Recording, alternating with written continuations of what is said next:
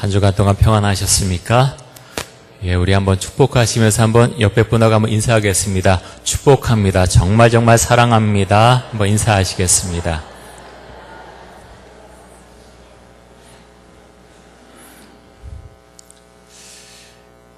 예, 감사합니다. 인사가 끝나지가 않네요. 하도 많이 하셔서. 우리 요한복음 말씀 계속해서 보고 있습니다. 예수님께서 죽은 나사로를 살리셨습니다. 그 소문이 쫙 다 퍼졌습니다. 예수님께서 예루살렘에 들어올 때 정말 많은 사람들이 환영했지요.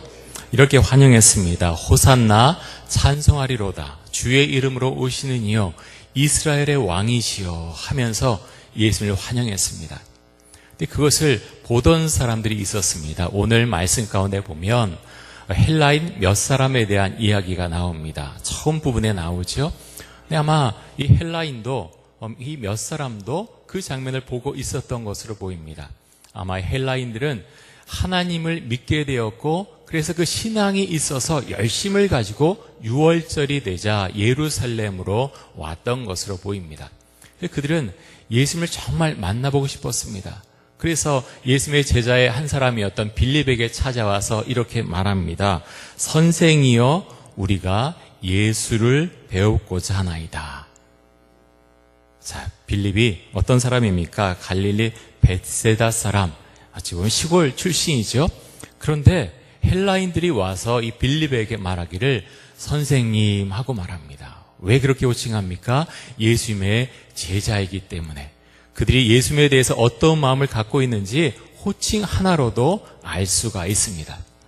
그런데 이렇게 하자 빌립이 이제 안드레에게 말하죠. 그리고 안드레와 빌립이 예수님을 찾아와서 선생님, 헬라인들이 예수님을 만나고자 합니다. 전합니다. 근데 예수님께서 어떻게 반응하십니까? 그러냐 내가 금방 빨리 만나야 되겠다. 그렇게 말씀하지 않으시죠? 이렇게 말씀하십니다. 23절입니다. 예수께서 대답하여 이르시되 인자가 영광을 얻을 때가 왔도다. 인자가 영광을 얻을 때가 왔도다. 어찌 보면 안드레와 빌립이 이야기한 것에 대한 대답 같지가 않습니다. 그런데 예수님께서 보시니까 때가 온 것입니다. 자, 인자는 누굽니까? 인자는 문자 그대로 하면 사람의 아들이지요. 사람의 아들. 그런데 유대인들은요, 인자 그러면 하나님의 아들이구나, 메시아구나 하는 것을 그 당시 유대인들은 다 알고 있었습니다. 자, 메시아, 인자가 영광을 얻을 때가 왔다라고 말씀하셨습니다. 그런데 여러분 가만 보십시오. 예수님께서 말씀하신 영광과 그리고 제자들이 생각하는 영광이 너무 다릅니다. 아마 이 말을 듣고 그렇지, 예수님이 영광 받으실 때가 됐어. 메시아가 그렇게 유대를 통치하고 존귀함을 받으셔야 돼. 아마 마음속에 그렇게 생각했을 것입니다. 그런데 예수님께서 이렇게 말씀하시죠. 자, 24절입니다. 24절 봅니다. 자, 우리 같이 한번 읽습니다. 내가 진실로 진실로 너희에게 이르노니 한 알의 밀이 땅에 떨어져 죽지 아니하면 한 알 그대로 있고 죽으면 많은 열매를 맺느니라. 자, 한 알의 밀이 누굽니까? 누굴 가리키죠? 예수님을 가리키고 있습니다. 예수님께서 한 알의 밀처럼 땅에 떨어져서 죽어야 된다.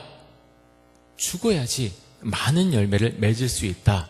십자가에서 죽으실 것을 예수님께서 지금 이렇게 말씀하십니다.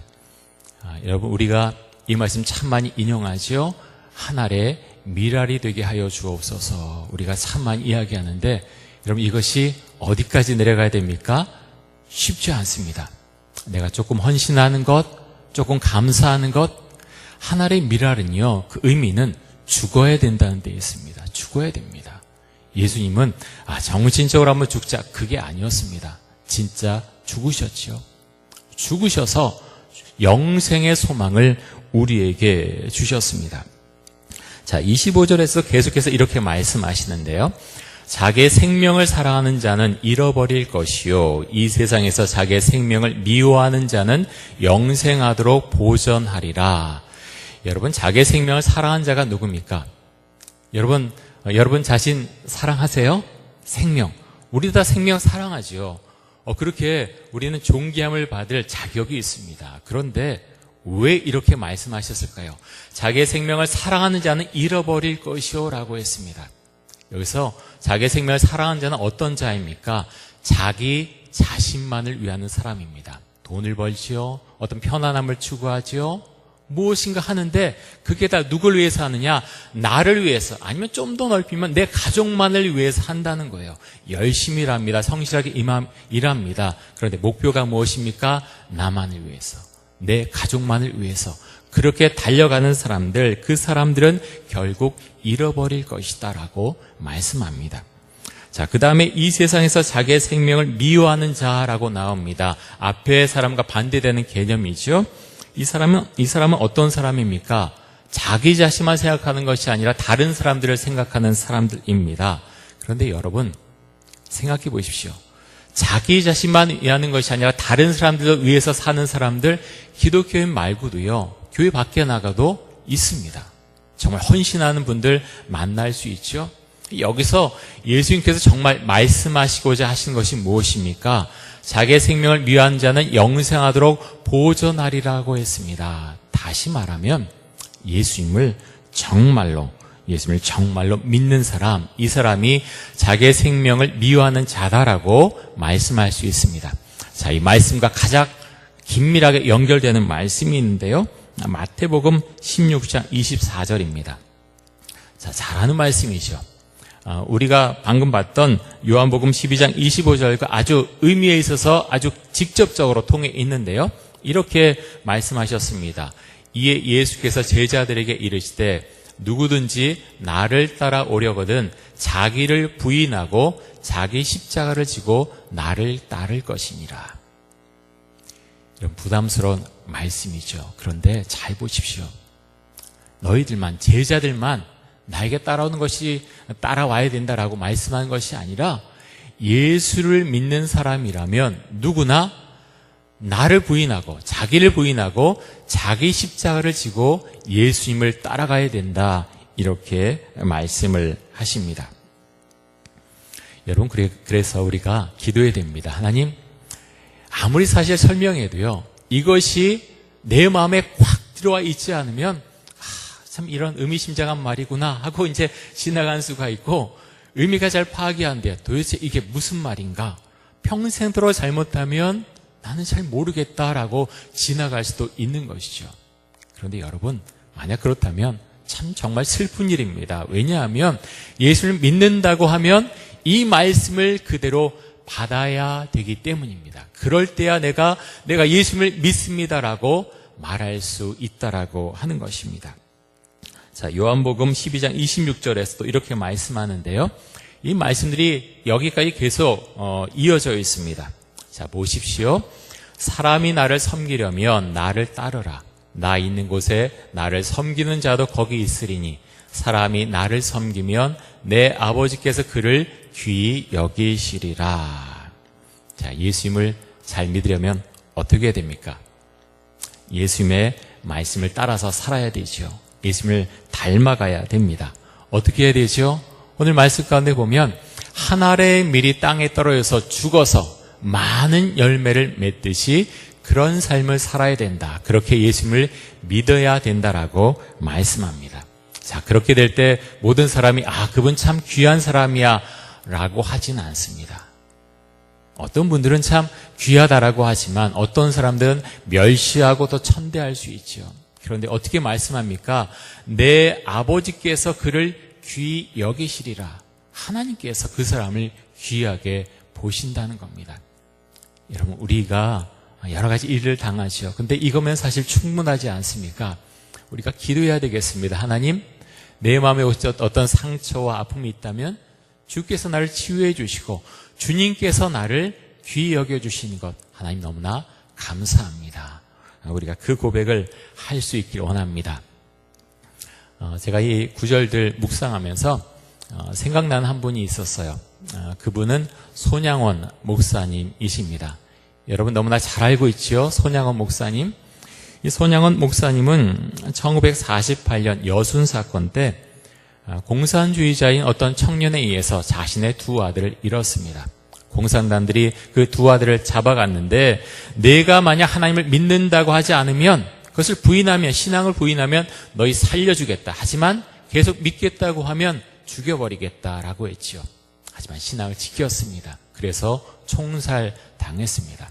근데 놀라운 건 손양원 목사님이 자기 두 아들을 죽인 그 청년을 용서하고 아들로 삼았다고 하는 것입니다. 여러분 어떠십니까? 이 얘기를 참 많이 들었지만 저는 그 생각을 합니다. 나는 그럴 수 있을까? 자신할 수가 없습니다. 어떻게 말을 할 수가 없습니다.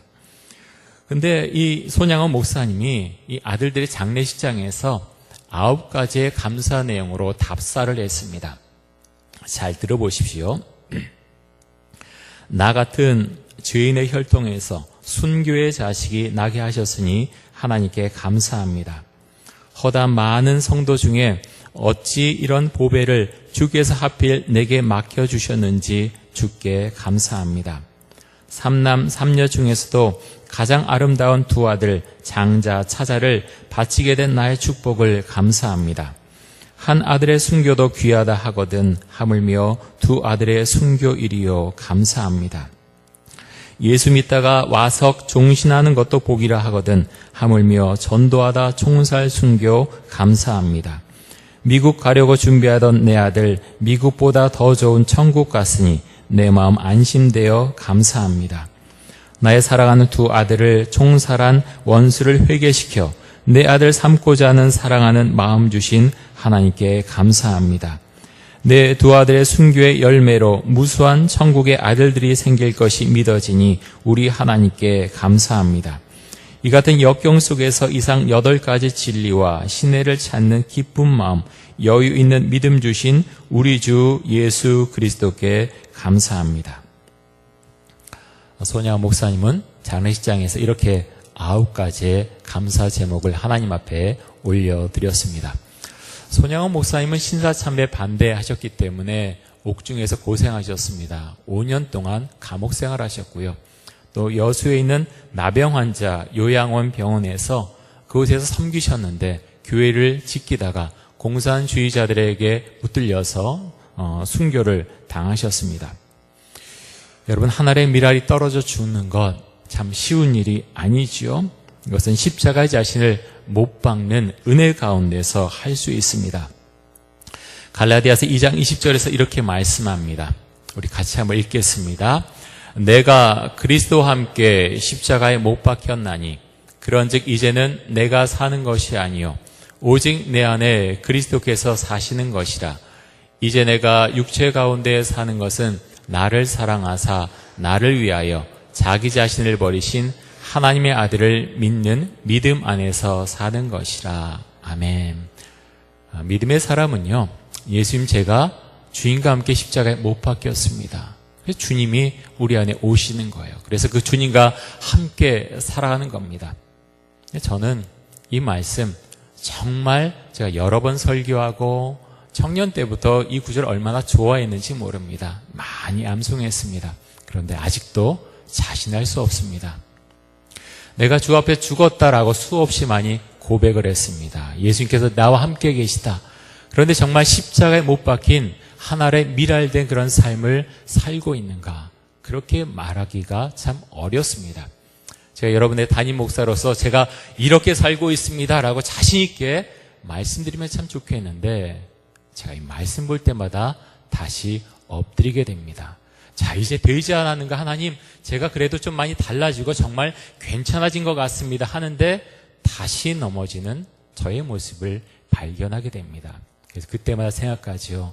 아직 멀었구나 생각하게 됩니다. 여러분 어떻습니까? 여러분은 주님 이제 제가 주 안에서 죽었습니다. 그 고백을 하실 수 있으십니까?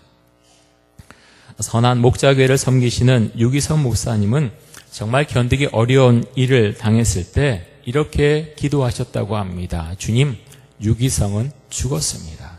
주님, 유기성은 이미 죽었습니다. 이렇게 기도하고 나서 하나님께서 생각을 바꾸게 하셨고 마음에 평안을 안겨주셨다라고 고백을 합니다. 여러분, 믿음의 길을 가는 것, 때로는 우리에게 아픔이 올 수도 있습니다. 고통이 올 수도 있습니다.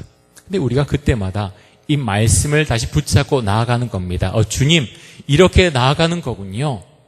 예수님께서 얼마나 고통 가운데 계셨습니까?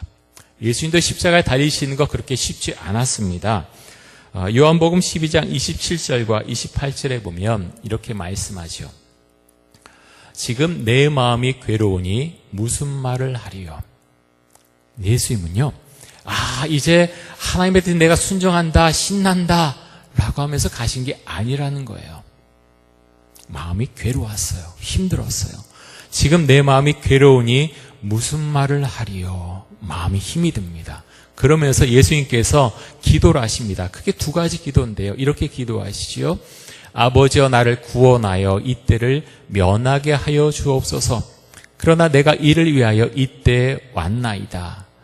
여기 보면은 이제 첫 번째 기도 제목입니다. 주여, 나를 구원하여 주소서. 하나님, 저 좀 구원해 주십시오라고 기도합니다. 하지만 예수님은 아시죠? 내가 왜 이 땅에 왔는지 예수님은 알고 계십니다. 구원하여 주기를 원하지만 그래도 자신의 길을 가고자 합니다. 자, 28절입니다. 아버지여, 아버지의 이름을 영화롭게 하옵소서 하시니 이에 하늘에서 소리가 나서 이르되 내가 이미 영광스럽게 하였고 또다시 영광스럽게 하리라 하시니. 자, 두 번째 기도 제목은 아버지의 이름을 영광스럽게 하옵소서입니다. 아버지의 이름, 하나님의 이름을 영광스럽게 하옵소서. 예수님은 자신의 마지막을 통해서 그 십자가의 죽음을 통해서 하나님의 이름이 더 높여지기를 원하셨습니다. 그것을 위해서 기도했는데 하나님께서는 이미 영광스럽게 되었다. 내가 이미 영광스럽게 하였고 또다시 영광스럽게 하리라 말씀을 하십니다. 여러분, 십자가의 길을 걸어가는 것, 또 하나의 미랄이 되는 것 쉽지 않습니다. 그런데 주님께서 우리에게 그것을 요청하십니다. 여러분, 예수님과 함께 죽으셨습니까? 한번 마음속에 대답해 보십시오. 내가 주를 믿고 살아가는데 나는 십자가 위에서 못 박혔는가? 나는 하나의 미랄이 되겠다고 고백하면서 삶을 살아가고 있는가? 마음속에 한번 고백하고 주님께 잠깐 기도하시기 바랍니다. 예수님께서 계속 말씀하시기를 십자가에서 내가 죽을 때 이 세상의 임금이 쫓겨날 것이다 라고 하셨습니다. 자, 31절입니다. 이제 이 세상에 대한 심판이 이르렀으니 이 세상의 임금이 쫓겨나리라. 자, 이 세상에 대한 심판이 이르렀다는 게 무엇입니까? 예수님께서 이제 십자가에 달려 죽으시고 3일 만에 부활하심을 말씀합니다. 그렇게 될 때 누가 쫓겨난다고요? 이 세상의 임금이 쫓겨나리라. 누굽니까? 사탄을 말하고 있습니다. 사탄. 이 세상을 장악하고 있는 사탄이 쫓겨날 것이다 라고 말씀을 합니다. 예수님께서 사탄의 권세를 이기시고 승리하셨습니다. 그래서 그리스도인들은요, 사탄이 있다고 하는 것 압니다. 귀신의 존재도 인정합니다. 하지만 사탄이나 귀신을 무서워하지는 않습니다. 왜 그렇습니까? 예수님께서 사탄의 권세를 누르시고 이미 승리하셨기 때문입니다. 예수님께서 제자들에게 계속해서 말씀하시기를 내가 땅에서 들릴 것이다 라고 말씀을 하셨습니다. 32절과 33절입니다. 내가 땅에서 들리면 모든 사람을 내게로 이끌겠노라 하시고.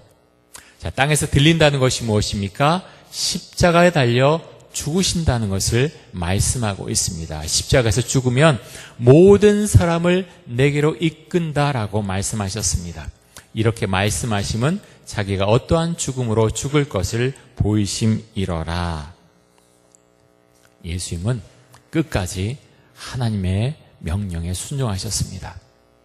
여러분, 아브라함은 어떻습니까? 100세에 얻은 아들 이삭을 바치라고 했을 때 그 명령에 따르지요. 이삭을 제물로 바치려고 할 때 하나님께서 천사를 보내서 그 손을 막아주십니다. 하지만 여러분, 우리는 아브라함의 그 모습을 통해서 순종이 무엇인가 우리는 알게 됩니다. 순종은 그런 것이구나. 나의 생각을 넘어서고 나의 상식을 넘어서고 내가 살아가는 어떤 것을 넘어서는 그것이 바로 순종이구나 하는 것을 알게 됩니다. 송종기 목사님이 지은 웨이 처치라고 하는 책이 있습니다. 그 책에 보면 이 목사님께서 처음에 교회를 개척하셨을 때 이야기를 합니다. 송중기 목사님은 가정집에서 먼저 교회를 개척을 하셨는데요. 모였을 때 처음에 모인 멤버들과 함께 그런 고백을 하게 됩니다. 하나님, 우리가 교회를 이제 시작합니다. 하지만 이 교회가 우리의 교회가 아니라 이 교회는 예수님의 교회가 되게 하여 주옵소서. 이 교회는 예수님의 교회가 되게 하여 주옵소서. 주께서 우리 교회 주인이 되어 주옵소서 기도하고 선포합니다. 그런 다음에 무엇을 함께 하게 되느냐 하면 목사님의 말씀을 전합니다. 회개하라 라고 하면 그 말씀을 가지고 함께 기도합니다. 함께 이야기 나눕니다. 그 가운데서 나는 이런 것을 회개했고 이것을 회개했고 계속해서 회개가 늘어가는 거예요. 감사함도 늘어가고 그러면서 교인들이 바뀌어 갑니다. 말씀이 선포됩니다. 나를 따라오라. 주께서 나를 따라오라 말씀하시면 일주일 동안 발버둥 칩니다. 예수님을 따라가기 위해서 우리가 어떻게 해야 되는가 서로 이야기 나누고 소통하고 기도 제목 나누면서 예수님을 따라가기 위해서 실제적으로 노력합니다. 많은 것들을 고백하고 따라가게 됩니다. 그러면서 이런 이야기를 합니다. 어떤 명령도 따르기 편하거나 쉬운 것은 없었습니다. 각각의 순종마다 믿음과 용기가 필요했습니다. 목장교회 나눔지 가운데 보면 제가 좀 불편한 질문을 종종 드립니다. 하기 싫은 거예요. 그 질문에 보면 불편해요. 내 신앙생활 어떻게 하는지 끄집어내야 돼요. 말하고 싶지 않는데 자꾸 말하라고 해요. 그래서 목장교회 징그러. 가기 싫어. 그럴 수도 있어요. 왜냐하면 불편하기 때문에 질문이 불편해요. 하지만 여러분, 성경은요 불편한 것들로 가득 차 있습니다. 편한 삶입니까? 쾌락을 위해서 우리가 나아갑니까? 그렇지 않죠? 예수님을 제대로 믿기 위해서는 그 불편한 질문에 대해서 우리가 대답할 수 있어야 돼요. 그 질문을 넘어섰을 때 내가 이제 주님을 믿는구나. 그때서야 고백하게 된다고 하는 것입니다.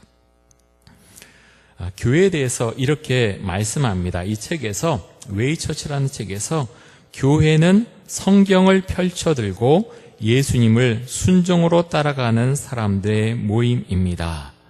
잘 들어보십시오. 굉장히 멋있는 교회에 대한 정의입니다. 교회는 성경을 펼쳐들고 가는 겁니다. 예수님을 순종으로 따라가는 사람들의 모임입니다. 성경을 늘 품고 다니지요. 그리고 어떤 사람들이 모여 있습니까? 말씀을 읽고 선포되었으면 주님, 이 말씀 제가 따라갑니다. 그 순종하는 사람들이 모여 있는 곳, 그것이 바로 교회라는 겁니다. 이 송중기 목사님은 그것을 해가면서 교인들이 성장하는 것을 보게 되었습니다.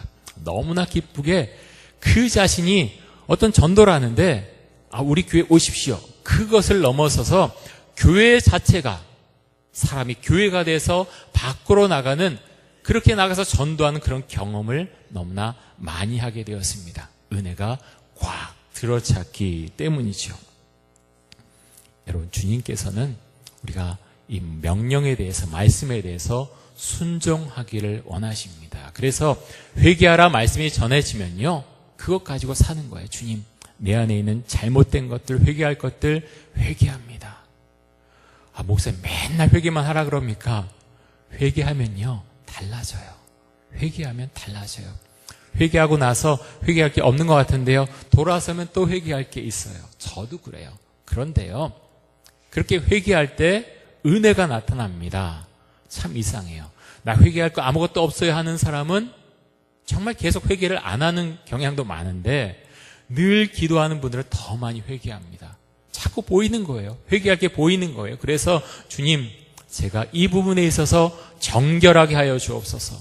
주님, 이 부분에 있어서 주 앞에 더 나아갑니다. 저를 사용하여 주옵소서. 주 앞에 나가서 기도하게 됩니다. 여러분, 오늘 말씀 가운데에서 주께서 물으십니다. 너는 한 알의 밀알이 될 준비가 되었느냐? 너는 한 알의 밀알이 될 준비가 되었느냐? 그 밀알은 죽음을 의미합니다. 예수를 믿는다고 하는 것은 주님, 제가 이미 죽었습니다. 주님, 제가 죽었습니다. 제가 이미 김성진 죽었습니다 라고 고백하는 것, 그것이 믿음이요 신앙이요. 또 예수님의 제자된 모습입니다. 여러분, 우리가 기도하면서 주님, 제가 이미 주 안에서 죽었습니다. 십자가에 제가 이미 못 박혔습니다. 고백하면서 그렇게 주 앞에 나아갈 때 주님께서 여러분의 삶 가운데 많은 은혜로 채워주시고 지금까지 경험하지 못했던 것들을 다 보여주시고 은혜 가운데 여러분의 삶을 이끌어 주실 것입니다.